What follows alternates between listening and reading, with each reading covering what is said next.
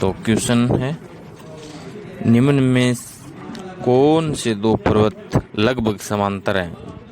Option 1 Aravalli और विंध्याचल, दूसरा सतपुड़ा और अरावली, तीसरा विंध्याचल और सतपुड़ा, चौथा सतपुड़ा और महादेव।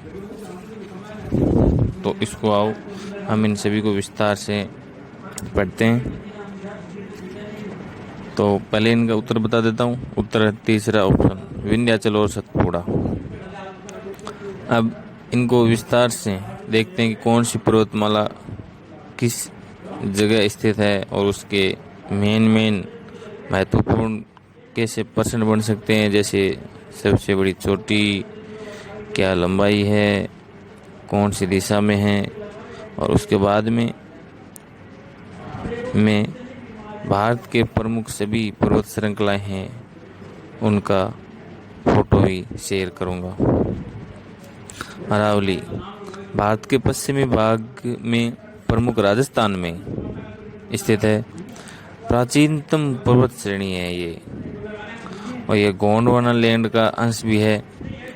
इसकी उत्पत्ति प्री कैम्ब्रियन युग में हुई थी। इसकी सर्वोच्च चोटी गुरु शिखर है 1722 जो सिरोही में है। इसकी लंबाई गुजरात से दिल्ली तक है जो 692 किलोमीटर है, और इसका 80% भाग राजस्थान में ही है जो 13 जिलों से होकर गुजरती है। यह पश्चिमी मरुस्थल के विस्तार को रोकने का कार्य करती है। विंध्याचल श्रृंखला यह भारत को उत्तरी भारत और दक्षिणी भारत में विभाजित करने वाली श्रृंखला है। इसका उच्चतम बिंदु अमरकंटक है मध्य प्रदेश में, जो मैकाल पर्वत श्रेणी जो इसी का भाग है में स्थित है। 1048 मीटर इसकी ऊंचाई है। तीसरी मेन जो इसमें नाम है सतपुड़ा श्रेणी, यह नर्मदा और ताप्ती नदी के बीच में स्थित है, और यह राजपीपला महादेव मैकाल श्रेणी के रूप में पश्चिम से लेकर पूर्व की ओर स्थित है। इसका पूर्वी विस्तार छोटा नागपुर पठार तक है। यह ब्लॉक पर्वत है जो मुख्यतः ग्रेनाइट व बेसाल्ट चट्टानों से निर्मित है। सर्वोच्च चोटी इसकी धूपगढ़ है जिसकी ऊंचाई 1350 मीटर है, जो महादेव पर्वत श्रेणी पर है।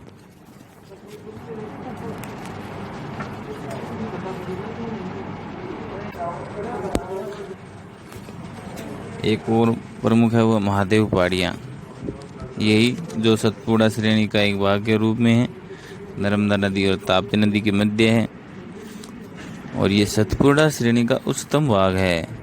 यहाँ पे प्रसिद्ध एक पर्यटन स्थल है पंचमढ़ी, वो वही पंचमढ़ी पहाड़ी पर स्थित है।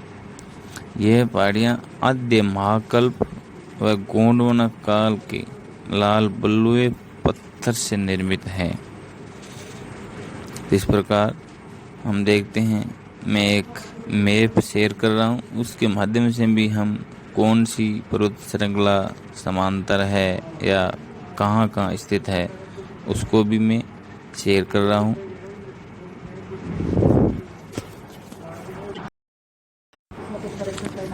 तो ये प्रमुख श्रृंखलाओं का मैप है जिसके अंदर अलग अलग पर्वत श्रृंखलाओं को अपनी स्थिति पे दिखाया गया है, जिससे हम दो पर्वत श्रृंखलाओं की दिशा यानी समांतर या प्रति समांतर लंबवत किसी भी प्रकार के तरह से हम एनालिसिस करके हम प्रश्न का उत्तर प्राप्त कर सकते हैं।